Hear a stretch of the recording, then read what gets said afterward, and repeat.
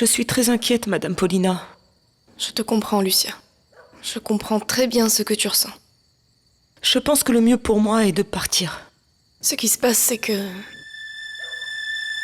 Quoi? Que se passe-t-il?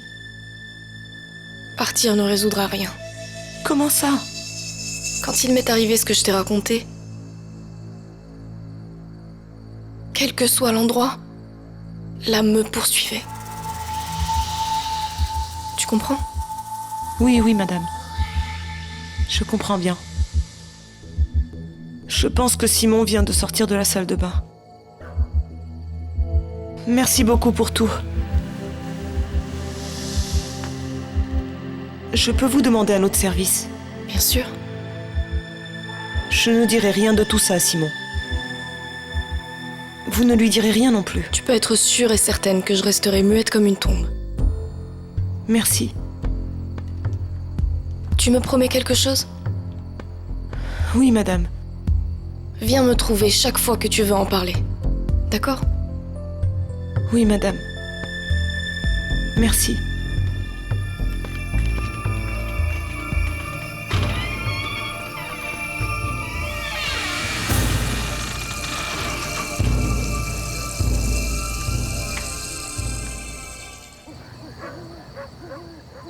Et où est Margarita? Aucune idée. Ça fait longtemps que je l'ai pas vue. Vous avez déjà regardé dans sa chambre? Absolument partout. C'est quand même bizarre que Margarita ne se soit pas fait voir ni fait entendre. En fait, je pense que je ne l'ai pas vue depuis ce matin. Je ne sais pas du tout où elle est. Marcella, je suis venu te chercher. Ah bon, pourquoi? Pour te donner la meilleure nouvelle du monde. Qu'en penses-tu?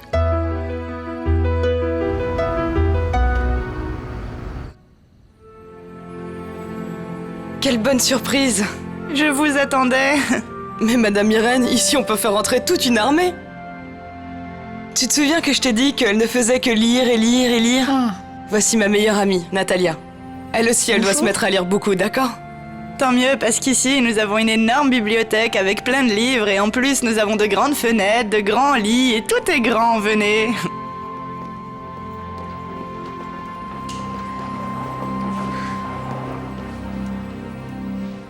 Bon, je pense que je dois y aller. Merci pour tout ce que tu as fait. Je n'ai plus aucune raison de dire au revoir à Irène maintenant que je peux la voir quand je veux. Je suis d'accord. En fin de compte, ici, c'est la maison de ta sœur, Florentia. Je peux te demander quelque chose? Tu peux me demander vraiment tout ce que tu veux. Ne pars pas.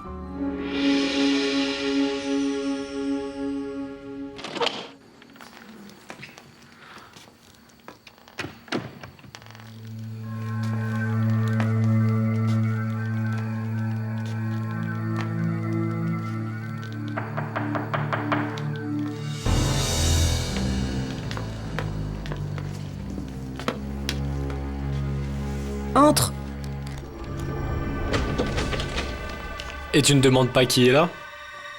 Qui d'autre pourrait venir me chercher? C'est parce que je ne t'ai pas raconté, dans cette maison, il y a un fantôme. Je suis le fantôme. Je suis l'esprit errant d'un homme amoureux. Que lis-tu? Pourquoi? Je sais pas, juste comme ça. Tu me fais voir? Comptabilité analytique niveau 3. Wahou! Où tu as appris ça? Tu t'es mise à lire pendant que je prenais ma douche? Je n'ai pas vraiment compris. Je comprends pourquoi. J'ai repensé à une chose que tu m'as dite tout à l'heure. Quoi? Quelle chose que je t'ai dite? Que je t'aime? Que je t'adore? Que tu es la plus belle du monde? Que je suis super heureux que tu sois à mes côtés? C'est vrai que j'ai pensé à tout ça, oui. Je l'avoue. Mais ce n'était pas ça que j'allais te dire. Et alors? En fait, je comprends très bien que ta famille et Florentia ont besoin de toi et que tu veuilles rester ici avec eux pour les accompagner et les aider. Mais tu penses que on va rester encore longtemps? Elle s'appelle Lucia Velandia. Non, rien de plus. Trouvez ce que vous pouvez. Tu es inquiet pour Irène? Non. Non. Irène sera très bien ici avec Marcella. Ce que je veux, c'est que tu restes, toi. Non pas la sœur d'Irène.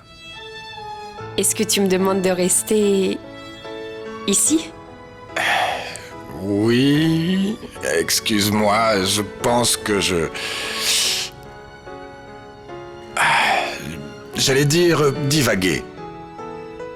Mais non, ce n'est pas correct. Te demander de rester, ce n'est pas divaguer. Je pense que c'est du véritable délire. Moi, ce que je pense, c'est que tout est assez confus. Oui, je pense que tu as raison. Oui, je suis un peu confus. Alors je veux que tu saches que je ne suis pas vexée, bien au contraire. Savoir que quelqu'un pense que je ne suis pas si horrible. Horrible? Oui. Quand vous êtes marié à quelqu'un et que tout à coup il vous abandonne, alors la première chose à laquelle vous pensez est qu'il vous abandonne parce qu'il a trouvé chez vous un truc horrible. Et qu'un homme comme toi me dise tout ce que tu es en train de me dire, cela me fait plaisir. Eh bien, je suis très content que mon enthousiasme t'ait flatté. Si tu veux le savoir, tu n'as vraiment rien d'horrible. Merci.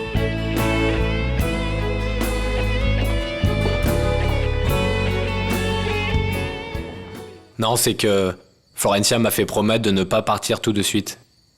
Mais tu vas bien? Il s'est passé quelque chose? Non, ce que je t'ai dit, que je pense qu'en ce moment... En ce moment, ma famille détient le record mondial de l'ennui. Mais ne t'inquiète pas pour ça, c'est toujours comme ça avec eux. Bon, mais dis-moi une chose, tu penses vraiment que... Quand Florencia, se sentira mieux, Quoi? nous pourrons nous en aller? Si nous pourrons partir en paix? On pourra partir. Oui, c'est ça ce que tu veux? Oui. Mais je pense que ça va arriver très vite, tu sais. Tu dois comprendre, Florencia, regarde tout ce qui lui est arrivé depuis qu'elle s'est mariée. Mais désormais, avec ce projet d'école, ça lui plaît beaucoup, donc je pense que ça va lui permettre de redevenir la Florencia d'avant. Et nous partirons. Et nous partirons.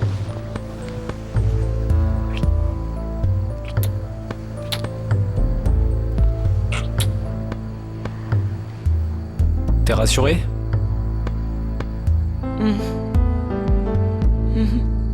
Bon, et comme disait Nounours, bonne nuit, bonne nuit.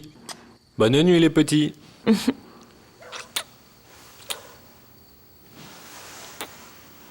Merci.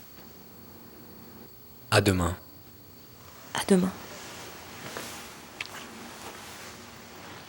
Mais tu vas me lâcher? Lâche-moi. Bisous, dors bien.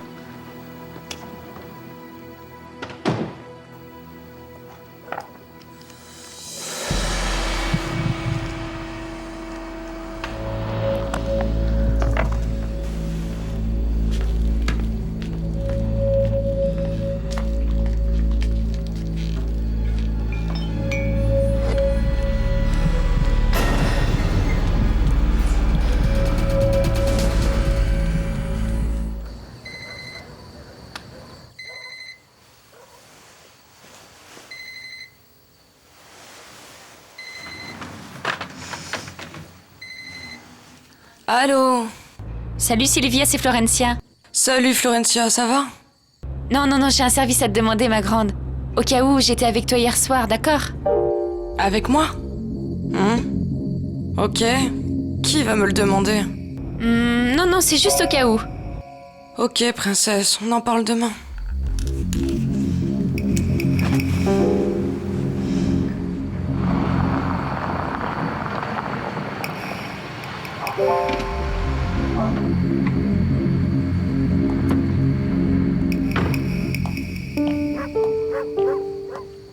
Je suis vraiment très inquiète pour Florencia.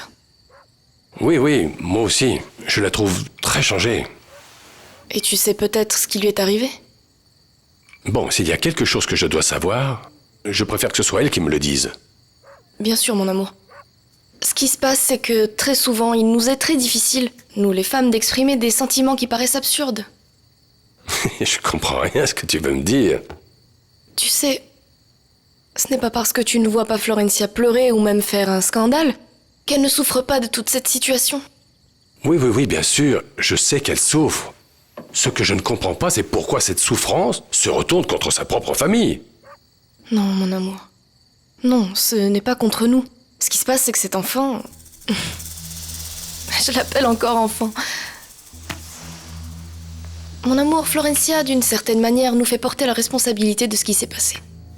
Bien sûr, mon amour. Et si nous, ou mieux encore, si Federico n'avait pas porté plainte, on aurait pu s'arranger d'une meilleure manière. Mais une fois la plainte déposée, on a fermé toutes les possibilités de réconciliation entre Florencia et son mari. Mais... Entrez. Bonjour Paulina. Bonjour papa. Et alors, comment va Sylvia? Bien. En réalité, elle était déprimée, mais je pensais que ça allait être pire. Et pourquoi elle est déprimée? Essentiellement pour son travail, mais elle va bien. Papa, excuse-moi d'être partie comme ça, tu me comprends, pas vrai? Ne t'inquiète pas, ma chérie. Je comprends tout à fait ça. Mais je veux que tu comprennes que je désire qu'on termine notre affaire au plus vite. On ne peut pas savoir ce qui peut arriver. Et la répartition des biens, je tiens absolument à la faire. Tu penses vraiment que c'est nécessaire? Ma chérie, je ne veux pas courir de risques. Bon, alors à demain. À demain. Et Sylvia, elle est chez elle? Oui? Pourquoi? Ah, non, j'ai cru que tu l'avais emmenée chez le docteur ou ailleurs, je ne sais pas. Non, voilà, c'est qu'elle est si déprimée qu'elle ne veut même pas sortir de chez elle. Bon, ciao.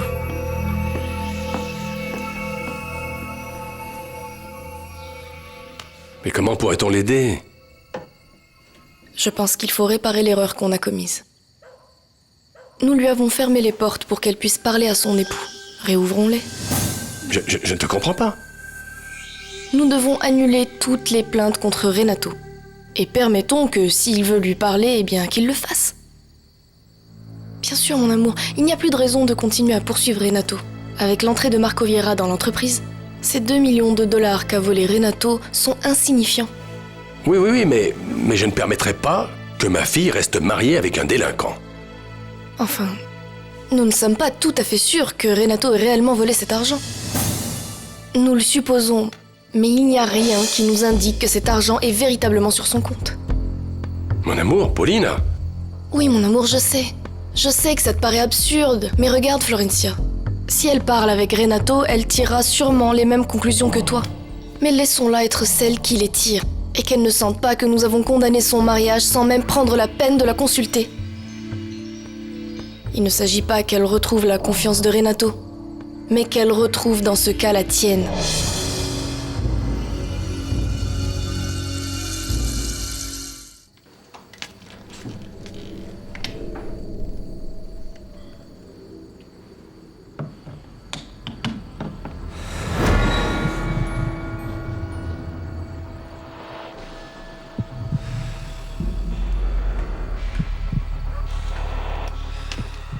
Cela ne signifie pas grand-chose pour nous. Mais je t'assure qu'en ce moment, pour Florencia, c'est vraiment toute sa vie. Bon, et que penses-tu qu'on devrait faire alors? On devrait retirer la plainte contre Renato. Mais on ne peut le faire que si tu donnes ta permission. Mon amour, moi ce que je pense, c'est que 2 millions de dollars ne sont pas suffisants pour que Florencia gâche sa vie. Je crois que si Renato est réellement coupable, Florencia le saura. Mais que ce soit ta fille qui prenne les décisions et pas nous à sa place. Tu me comprends? Bon, je pense que tu as raison. Une fois de plus. Tu as tout mon soutien, mon amour. Tu peux retirer la plainte déposée contre Renato. Tu es le meilleur homme du monde, mon amour.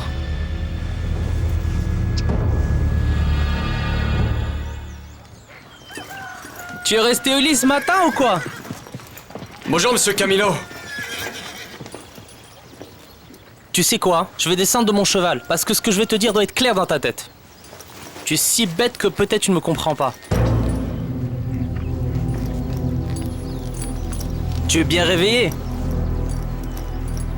Tu n'as pas bu de bière, de liqueur ou un de ces trucs que vous avez l'habitude de boire? Bon, on va pouvoir se comprendre. Dis à ton patron, à Marco Vieira. Ton patron est Marco Vieira, pas vrai? Oui, monsieur Camilo. Dis-lui que moi, Camilo Lagos, je lui envoie ce message. Que je sais bien qu'il a la voiture de mon papa. Qu'il peut en faire ce qui lui plaît. Compris? Et ça, comment ça s'appelle? Ça s'appelle un acte de baptême. Et alors ta mère, pourquoi elle avait ça? Je n'en ai pas la moindre idée. Je ne sais pas quelle relation ma mère avait avec ce monsieur. Et c'est le même homme qui a passé contrat avec Facundo Matamala et qui a aussi essayé de tuer le père Mathias? C'est ça. Écoute, Eddie, ta mère, avant de mourir, ne t'avait pas parlé d'un ennemi? Très exactement.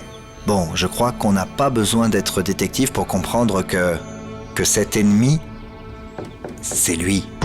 Oui, mais j'avais déjà pensé à ça, mais je n'arrive pas à comprendre exactement pourquoi ma mère disposait de l'acte de naissance de ce monsieur. Je ne sais pas tout ce que ça veut dire. Écoute, ici, il dit fils d'Anna Gregoria Beltran. Tu connais une certaine Anna Gregoria Beltran? Et ici, c'est dit père inconnu et aussi révérend Ramon Margallo. Le 1er septembre 1945. Tu connais un révérend Margallo? Encore moins. Écoute, notre Eusebio Beltran a vu le jour pendant la Deuxième Guerre mondiale. Cet homme n'apporte rien de bon sur cette terre. En plus, je suis certain que ce révérend Margallo doit être déjà mort, non? Pas nécessairement. Si cet homme avait juste 20 ans à l'époque, il se peut qu'il soit encore bien vivant. Alors on devrait demander au père Mathias.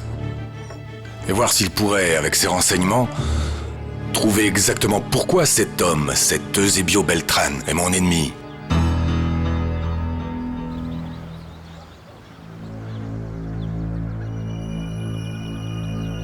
Bonjour, mon père. Bonjour. Mon père, je viens de très loin. J'aimerais savoir si je ne vous dérange pas. Non, non, pas du tout. Que puis-je faire pour vous? Je voudrais me confesser, mon père. Alors oui, je vais devoir aller parler au père Mathias. Excusez-moi. Approche. Vous avez un moment? Oui, bien sûr. Tu veux qu'on se voit seul? Non, en fait non, c'est mieux que vous restiez pour écouter. Que se passe-t-il? Je viens vous donner ma démission. Ta démission? Oui, parce que je pense que je suis de trop dans cette maison. Un instant, Margarita. Peux-tu m'expliquer ce qui se passe ici? Mais non, c'est Monsieur Mike qui va vous le dire. Moi? J'imagine que vous vous mettez tous les deux d'accord sur toutes vos décisions. Mais qu'est-ce que j'ai fait? Ah, ça vous paraît anodin? Anodin, mais qu'est-ce que Mais j'ai ce qui fait? s'est passé hier, je l'ai vu de mes propres yeux, Monsieur Mike. J'ai vu ce que vous faisiez avec cette femme, cette soi-disant brutale. Oui, Margarita, je sais de quoi tu parles et tu as parfaitement raison. En plus, je suis également très mal à l'aise vis-à-vis de Mike et je lui ai dit que la prochaine fois qu'il ose faire quelque chose comme ça, dans cette maison, j'en suis désolé, mais il devra partir. En plus, par rapport à Marcella et Natalia, la brutale, comme tu dis, ne t'inquiète pas, elles ne vivent plus sous ce toit. Et où sont-elles? Je les ai renvoyées. Parce que comme j'ai dit à Mike, on respecte Margarita, pas vrai? Oui, oui, monsieur. Je vous laisse. Oui. Continue. Efficace. Oui. Colonel, Madame Paulina? si vous continuez à m'appeler Madame Paulina, je vais devoir vous appeler Monsieur Colonel. Si vous m'appelez Monsieur Colonel, c'est comme si vous étiez en train de m'appeler Madame. Je tiens à vous remercier d'être venu. Vous n'imaginez pas à quel point les endroits pleins de policiers me font peur. Croyez-moi, je vous comprends parfaitement, Paulina. Parfois, je ressens aussi la même chose. Vraiment un grand merci, colonel. Merci et encore merci. Car en plus, ce que je dois vous dire est assez délicat. Il s'agit de Renato, vous vous souvenez? Le mari de Florencia. Bien sûr, je m'en souviens très bien, même si j'en ai un peu honte, Madame Paulina. Jusqu'à maintenant, nous n'en savons pas plus sur lui. Vous allez trouver ce que je vais vous dire un peu bizarre, mais vous voyez, malheureusement, nous avons commis une erreur. Nous avons lancé de fausses accusations. Et comme vous le savez, c'est une erreur très grave. Évidemment que c'est très grave, Madame Paulina. C'est pour ça que je vous ai prié de venir, colonel. Je veux savoir ce que je dois faire pour annuler les charges contre Renato. Au nom du Père, du Fils et du Saint-Esprit. Amen. Je vous écoute. Mon père, qu'arrive-t-il à un prêtre qui viole le secret de la confession? Mais c'est une faute grave. Mais il peut y avoir des exceptions. Quoi, par exemple?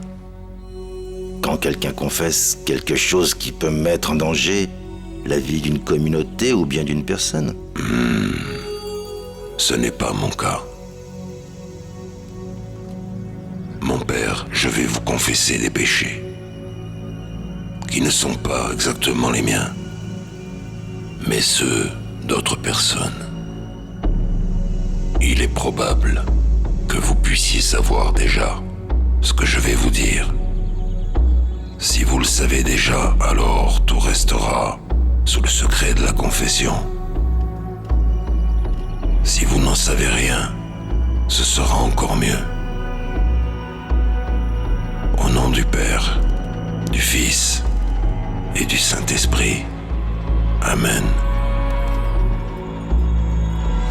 Mon nom est Eusebio Beltran.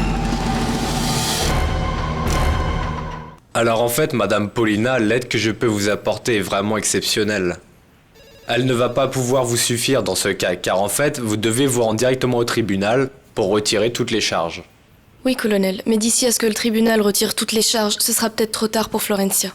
Écoutez, j'espère que vous comprendrez que ce que je peux faire, c'est appeler mes hommes pour qu'ils abandonnent au moins partiellement leurs recherches sur Monsieur Léon. Le reste sera résolu si vous allez au tribunal pour retirer les charges. Vous me feriez cette faveur? Croyez-moi sur parole parce que j'ai une absolue confiance en vous, donc je vais le faire. Mais je vous demande une faveur. Allez le plus vite possible au tribunal pour me donner les moyens de tout abandonner. À cet instant, même notre avocat se penche sur ce dossier, colonel. D'accord. J'imagine que cela a dû être très douloureux pour vous d'affronter toute cette situation, non? Alessandro est effondré. S'il vous plaît, Madame Paulina, dites bien à Monsieur Alessandro qu'il peut toujours compter sur moi à n'importe quel moment. Merci beaucoup, colonel. Madame Paulina, pour moi, c'est à chaque fois un grand plaisir de vous voir. Merci beaucoup, colonel. Colonel, au cas où Renato, pour le dire ainsi, voudrait voir Florencia, combien de temps doit-il attendre pour être sûr qu'on ne l'arrête pas? Je dirais 24 heures. C'est parfait. Bon, excusez-moi. Allez-y.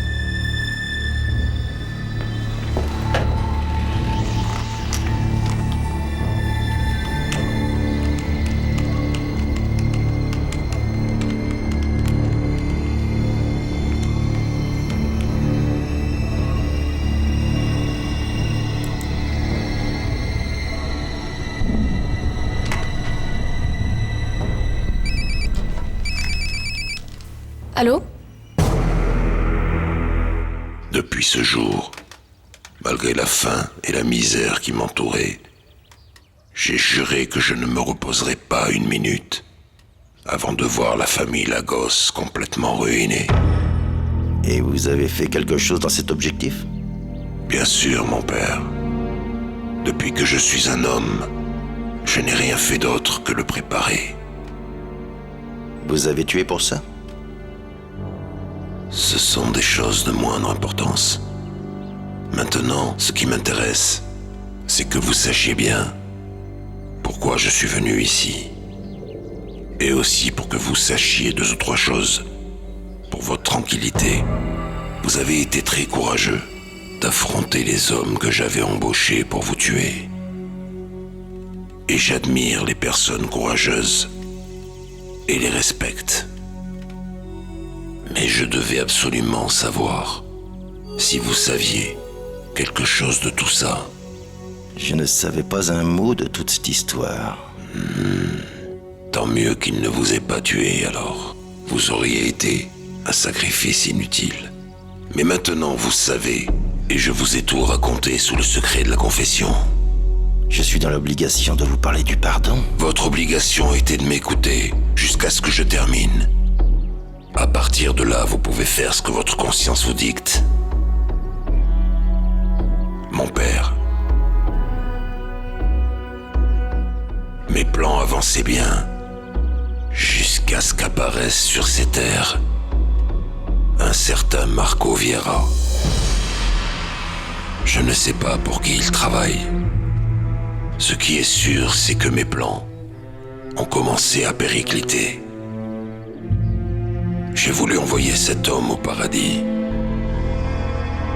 Mais je suis persuadé qu'il travaille pour une autre personne.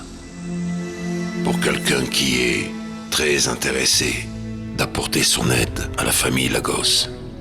Et c'est cette personne qui m'intéresse, moi. Et quand vous toucherez au but, ruiner complètement la famille Lagos, que pensez-vous que vous allez ressentir? Je suis désolé de devoir vous décevoir, mon père. Mais le mot « regret » n'est pas dans mon dictionnaire. Quand tout sera terminé, quand enfin la famille Lagos sera complètement ruinée, quand ses membres seront réduits à sentir les douleurs du froid, de la faim et du sommeil, je me sentirai complètement libre. La haine que j'accumule depuis presque 70 ans reposera en paix. Mais je vous ai dit, mon père, je ne suis pas venu ici pour faire une bonne action. Je suis venu vous sauver la vie. Maintenant, vous et moi partageons un secret. Et je suis sûr que personne d'autre ne le connaît. Mais comme la chair est faible, je veux m'assurer que vous ne serez jamais tenté d'ouvrir la bouche. Mon père, si je viens à apprendre par quelqu'un qui a fait ou dit quelque chose qui me révèle que vous avez livré ce secret, je m'occuperai alors d'exterminer un à un tous les êtres que vous aimez. Vous pouvez me prendre au sérieux, mon père, parce que je vous prie de croire que je ne suis pas en train de plaisanter quand je dis quelque chose de cet ordre. Votre bénédiction, mon père. Mais c'est impossible. Mon amour, s'il te plaît, ne te fâche pas. J'ai reçu un appel de la clinique. Mais et comment? Ils disent qu'Irène ne se trouve nulle part. Quoi? Les infirmiers ont fait le tour ce matin et ils ne l'ont pas trouvée. Ils ont déjà cherché dans toute la clinique, mais elle ne se trouve nulle part. Amen.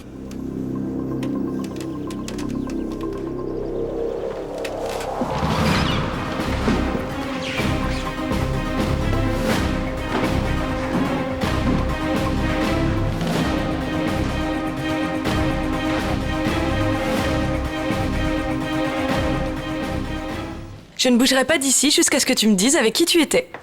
Je t'ai dit que ce n'était personne en particulier. Ah ma belle, je te connais depuis l'âge de 5 ans.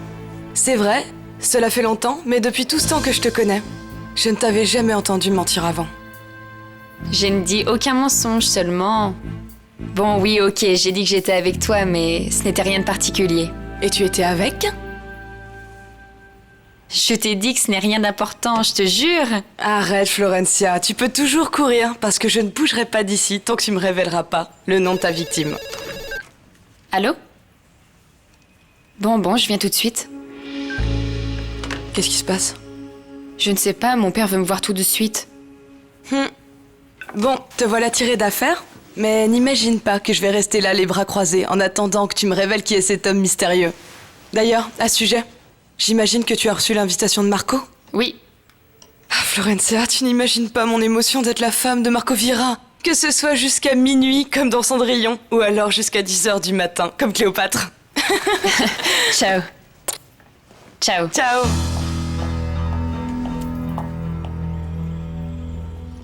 Ils ne savent pas du tout où elle se trouve.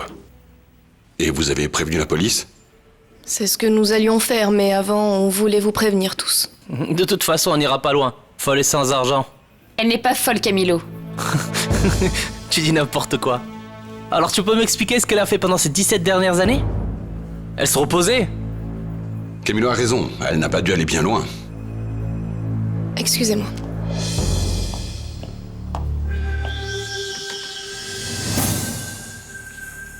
Allô? Ortegon? C'est Paulina Lagos. Passez-le-moi, dépêchez-vous. Mais qui est là? Qui êtes-vous?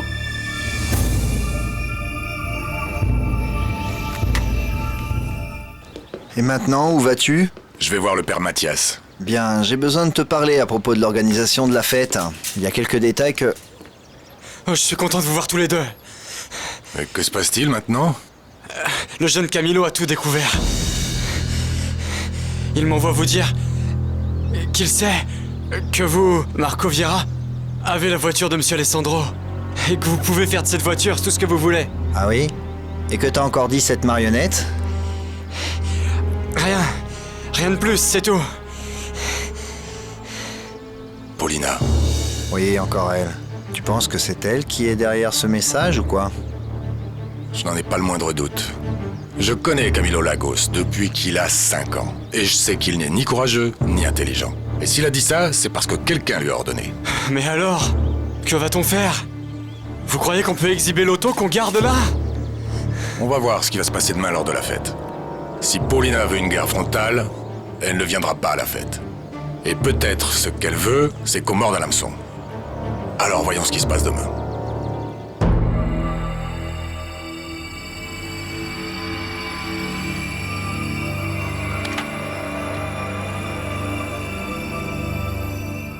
Alors et moi, qu'est-ce que je lui dis? Que tu m'as passé le message. Que je vous ai dit ce qu'il m'a dit de vous dire? Oui. Mais surtout fais en sorte de ne pas te faire voir par Camilo. Pas avant que la fête ne soit terminée. À tout à l'heure. Ok.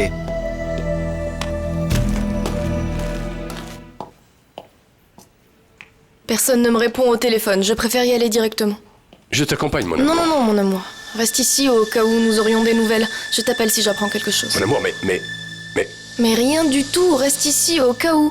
Ne t'inquiète pas, je reviens. Florencia, s'il te plaît, tu pars avec Pauline. Non, mon amour. Florencia est occupée, j'y vais seule. Non, pas de souci, je t'accompagne. Ok, d'accord, si ça peut rassurer ton père, on y va.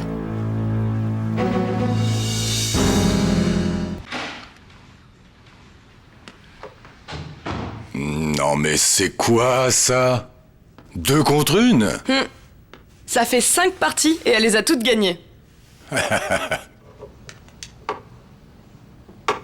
Échec et mat. Encore? Et alors comment ça va? Très bien. Depuis que je connais Irène, elle n'a jamais aussi bien mangé que ce matin. Je suis content. Je suis très content. Natalia, Oui? on y va? Vous partez? Seulement si elle le veut. Ah non, mais... Je ne veux pas que Natalia parte. Ah, Irène, mais je ne vais pas partir définitivement. Ce qui se passe, c'est que je pars faire un tour avec monsieur, je reviens. On joue encore?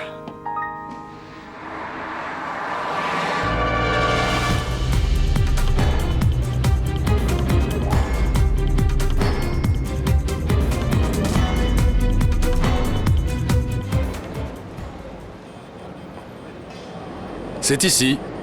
Vraiment? Vrai de vrai. C'est super.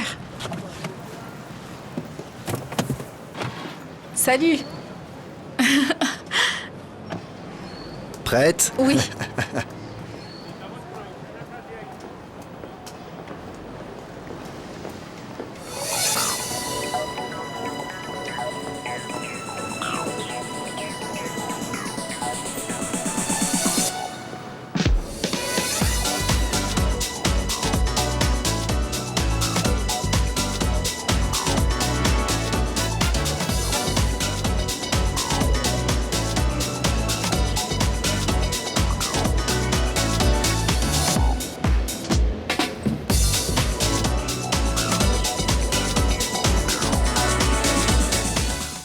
Qui?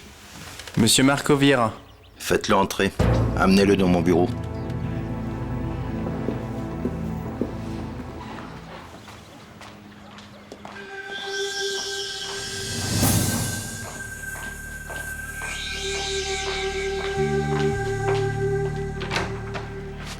Et Ortegon? Madame Paulina, comment allez-vous? Vous avez eu des nouvelles d'Irène? Non, rien. Et Ortegon? Non, il n'est pas là. Ici, les patients s'envolent et le directeur n'est pas là. Ce qui se passe, Madame Paulina, c'est que le docteur Ortegon n'est plus le directeur de cette clinique.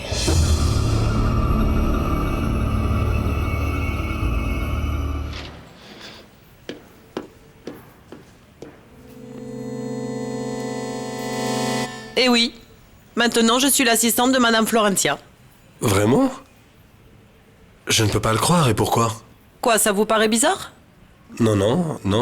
Ce qui se passe, c'est que je pensais pas vous revoir de sitôt. Quoi? Vous pensiez que j'allais rester sans travail le reste de ma vie? Non, Rosa. Si d'ailleurs je suis allé parler Quand vous m'avez croisé dans la rue, vous ne m'avez même pas parlé. Vous m'avez ignoré. Non, Rosa, vous vous trompez. Ce qui se passe, c'est que j'étais très pressé parce que je devais rendre des documents très importants pour la compagnie. Non, du calme. Il n'y a pas de souci. Mais voyez comment est la vie. Regardez, désormais, nous sommes tous les deux ici. Temel? Rosa? Flores? Oui, monsieur.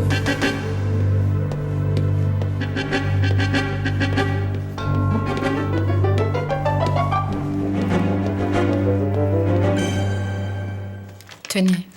Et qui me l'a laissé? Le docteur Ortegon. Je le laisse pour que ton père le lise chez lui. Non. Lis-le. Peut-être qu'il y a un mot urgent. Eh oui, tu as raison.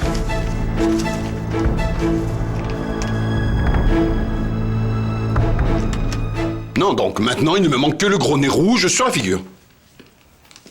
Federico, écoute, ta sœur Florence a parfaitement le droit de prendre la secrétaire qu'elle veut. Mais papa, vous avez oublié que j'ai renvoyé cette femme pour trahison?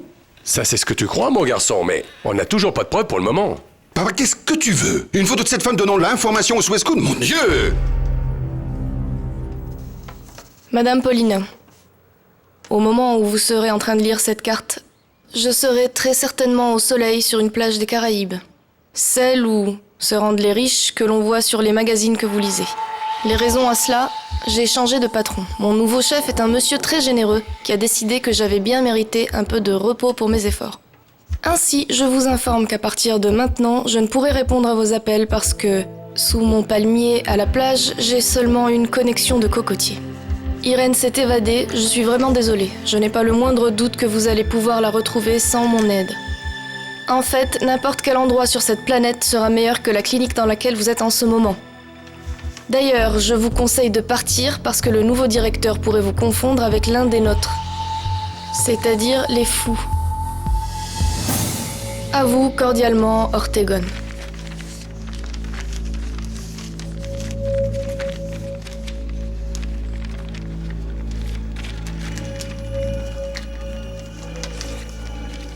Et ça, c'était quand? Hier soir, Madame Paulina. Le docteur Ortegon a envoyé cette même lettre aux familles de tous les autres patients?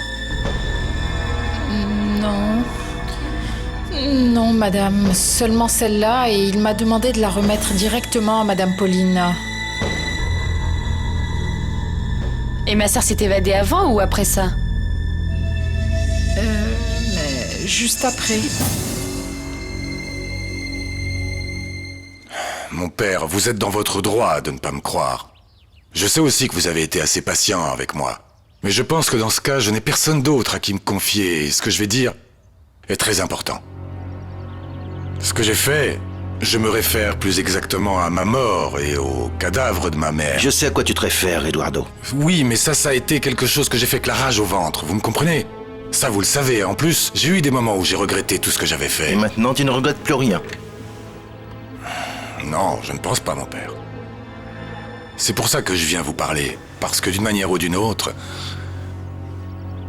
je crois et je sens que j'ai bien fait les choses. Mais enfin, qu'est-ce qu'il t'est arrivé pour que tu en arrives à penser comme ça? Eh bien, c'est que je faisais des recherches sur les indices qu'a laissé ma mère avant de mourir. Je voulais savoir exactement ce à quoi elle se référait et ce que je peux conclure. C'est que, en ce moment, nous sommes tous encerclés par une volonté de nuire, vous comprenez? Et ce que j'ai fait, oui, j'étais alors guidé par la rage et la vengeance. Tu parles du fait que tu prétends être mort? Oui, mon père. Et je pense que si je ne l'avais pas fait comme ça, je suis sûr que je serais déjà mort. Mon père, vous vous souvenez du nom de la personne qui a envoyé 2 types pour vous tuer? Vous vous souvenez? Eusebio Beltram, comment l'oublier? Regardez.